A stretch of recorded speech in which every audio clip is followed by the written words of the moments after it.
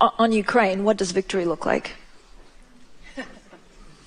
Ambassador? No, please. I'd love to hear your answer.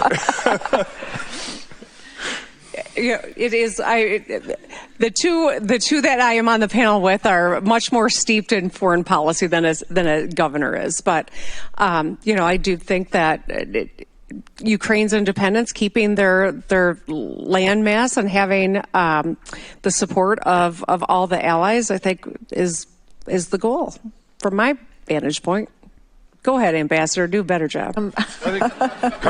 As you can see, one of the two people to whom Governor Whitmer deferred is AOC. This is still taking place at the Munich Security Conference, where AOC was asked about, hey, what would you do if Taiwan was invaded by China? And AOC, well, she had a mental brain freeze. And you could almost hear the gears whizzing and whirring in her head as she tried to come up with some sort of cohesive answer, but she totally failed. It was a word salad worse than anything Kamala Harris ever put out there. So for Governor Whitmer to defer to AOC, I think that is just a complete embarrassment. And hey, it is called the Munich Security Conference. By its very name, you can tell they're going to be talking about foreign affairs. So if you, Governor Whitmer, don't know anything about foreign policy, why are you there? And I get some of these conferences, they invite guests, but you don't have to accept the invitation. We all know what's going on here. The reason people are showing up is because they're using this as a soft launch pad for their 2028 campaigns. That's clearly why AOC is there. That's why Gavin Newsom is there, and obviously Governor Whitmer. Now, I don't know if Whitmer, maybe she truly doesn't know, or part of me is wondering, hey, is this subtle sabotage? I saw AOC just totally bomb that question, and I'm just going to keep trying to put attention on her and get her to keep tripping over her words. Who knows? Maybe she's doing that. But again, if you truly don't know about foreign policy, if you have no strong position on these things, why would you even speak at the Munich Security Conference, let alone think that you deserve to be President of the United States? Now, this performance by Governor Whitmer is actually a lot worse than AOC's, because unlike AOC, Whitmer is the executive of her state, Michigan. And yes, I get that governors don't implement foreign policy on behalf of the United States, but the governors of these states, Michigan, New York, Alaska, Texas, that are either close or border foreign countries, they have a lot of other considerations. Of course, when it comes to Alaska, there's the airspace, there's the maritime borders.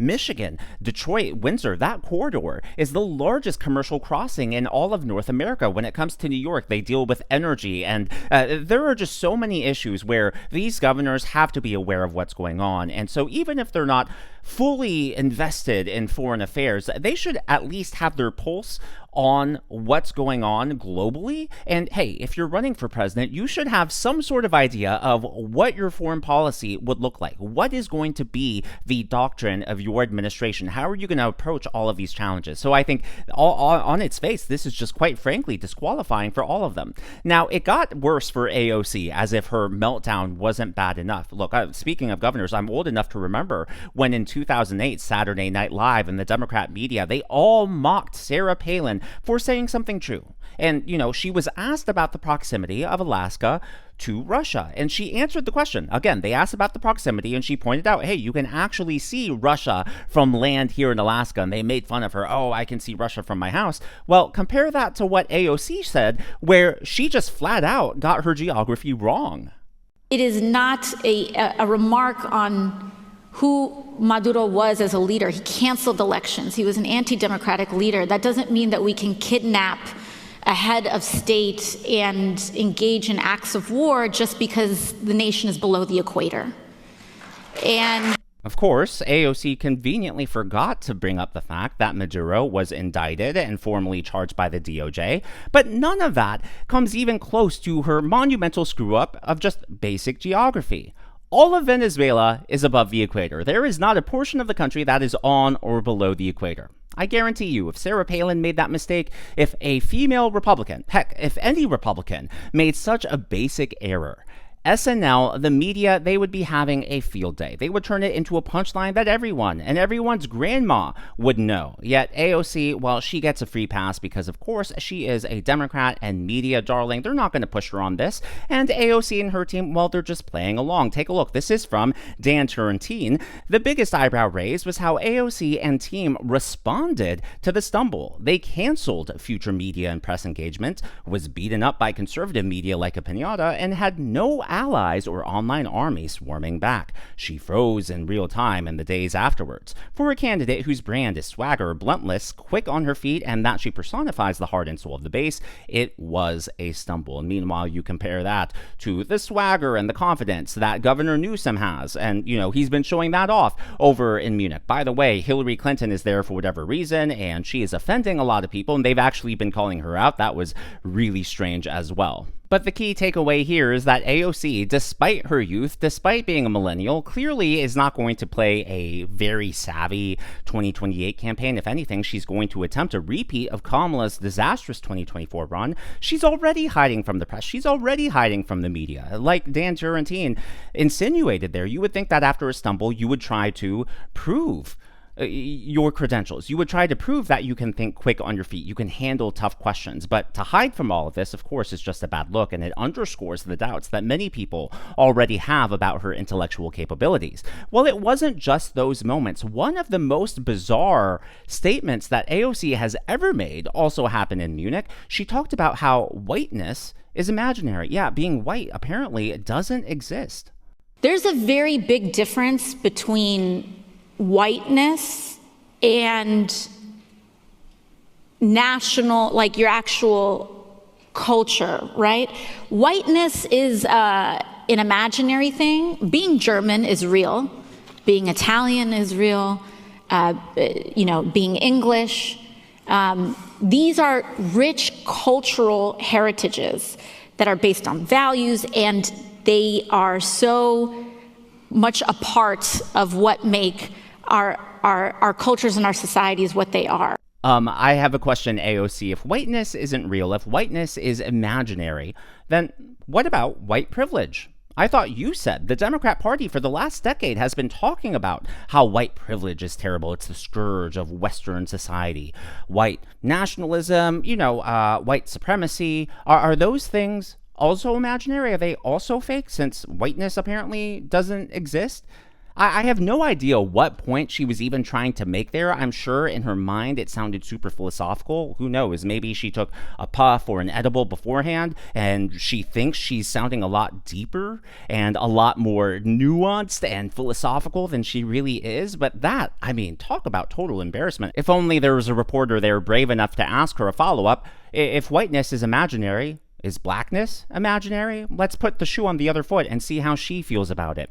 Well, the embarrassments didn't stop there. Marco Rubio, of course, spoke at the conference, and he got a standing ovation. Just a completely warm and different reception compared to AOC. Well, AOC was very upset about that, so she decided to take a few cheap shots at Marco Rubio's speech. But in the process, she actually embarrassed herself. Take a look.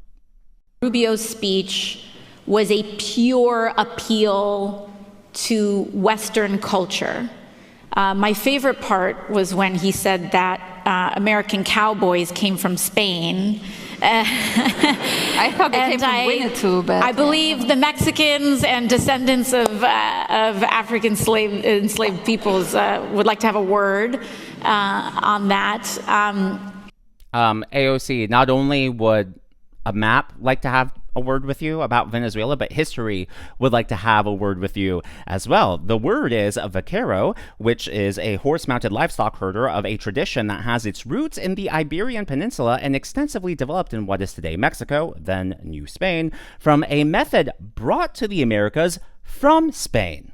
And of course, that was the basis for the American Cowboy. I think anyone who has read Don Quixote in high school has some sort of idea, but it just amazes me how wrong she is on not one, but so many topics, many of which are just basic, and she's just able to put it out there with impunity and with confidence that, quite frankly, she doesn't appear to deserve at this point in time. Well, she bashed Marco Rubio, so I would like to showcase one of the best moments of Rubio's speech. But before I get to that, I would like to acknowledge the members of today's Governor's Club. They are Robert Sparkman, Super Roamer, Bama Rittenauer, and Super Roamer again. These are people who give tips and super thanks to the channel. I'm glad that you enjoy, and I'm glad that you're here. Well, Marco Rubio, of course, gave his statements on the behalf of the Trump administration, but man, this is, his entire speech was about 21 minutes, and it was riveting from beginning to end. There was no fluff. He just got into the substance, and this was my favorite moment. It's about a 3-minute stretch. I'm just going to allow it to play uninterrupted because it has been so long since we've heard someone, especially a Secretary of State, just speak with this sort of clarity and conviction about America's role in the world, and I thought this was not only just brilliantly well done, but very well delivered. For 5 centuries before the end of the Second World War, the West had been expanding. Its missionaries, its pilgrims, its soldiers, its explorers pouring out from its shores to cross oceans, settle new continents, build vast empires extending out across the globe. But in 1945, for the first time since the age of Columbus, it was contracting. Europe was in ruins. Half of it lived behind an iron curtain, and the rest looked like it would soon follow. The great Western empires had entered into terminal decline, accelerated by godless communist revolutions and by anti-colonial uprisings that would transform the world and drape the red hammer and sickle across vast swaths of the map in the years to come. Against that backdrop, then as now, many came to believe that the West's age of dominance had come to an end, and that our future was destined to be a faint and feeble echo of our past. But together, our predecessors recognized that decline was a choice, and it was a choice they refused to make. This is what we did together once before, and this is what President Trump and the United States want to do again now, together with you. And this is why we do not want our allies to be weak, because that makes us weaker. We want allies who can defend themselves so that no adversary will ever be tempted to test our collective strength. This is why we do not want our allies to be shackled by guilt and shame. We want allies who are proud of their culture and of their heritage, who understand that we are heirs to the same great and noble civilization, and who together with us are willing and able to defend it.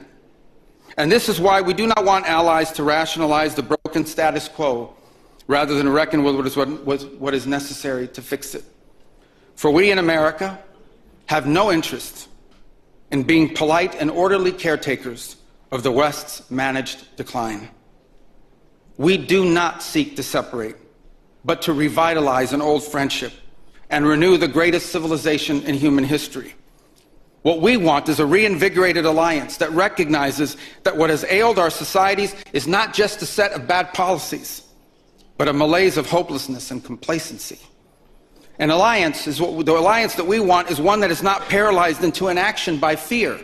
Fear of climate change, fear of war, fear of technology. Instead, we want an alliance that boldly races into the future.